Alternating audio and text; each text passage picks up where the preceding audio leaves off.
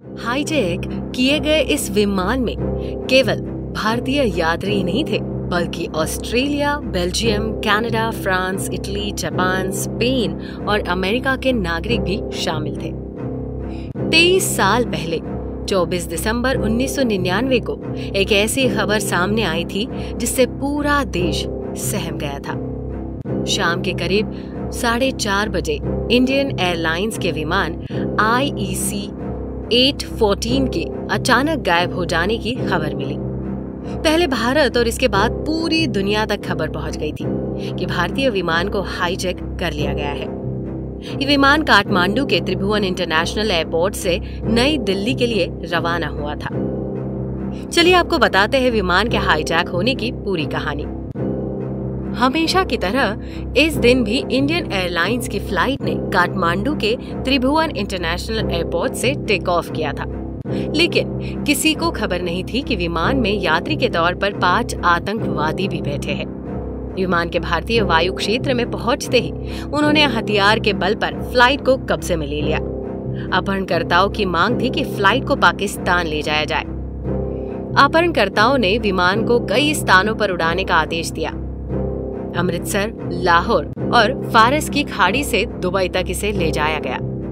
बाद में विमान को अफगानिस्तान के कंधार में उतरने के लिए मजबूर किया गया, जो उस समय तालिबान के नियंत्रित था।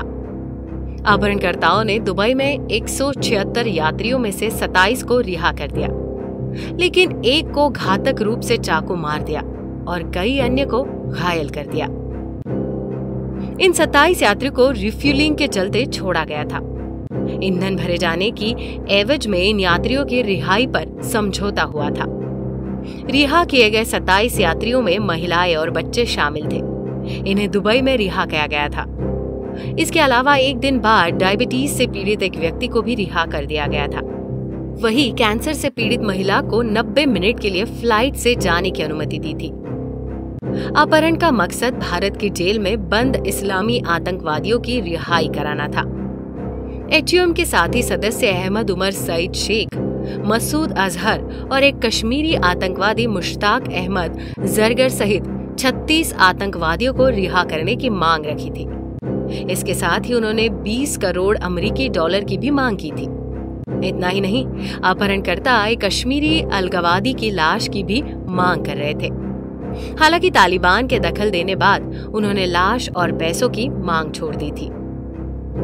इस विमान में केवल भारतीय यात्री नहीं थे, बल्कि Australia, Belgium, Canada, France, Italy, Japan, Spain और अमेरिका के नागरिक भी शामिल थे। पहले भारत को लगा था कि आतंकवादियों को मना लिया जाएगा, लेकिन जैसे जैसे दिन बीते भारत सरकार को अपने लोगों का डर सताने लगा और मजबूरन तत्कालीन NDA सरकार को यात्रियों की सुरक्षा सुनिश्चित करने के लिए 3 आतंकवादियों को कंधार ले जाकर रिहा करने का फैसला लेना पड़ा था।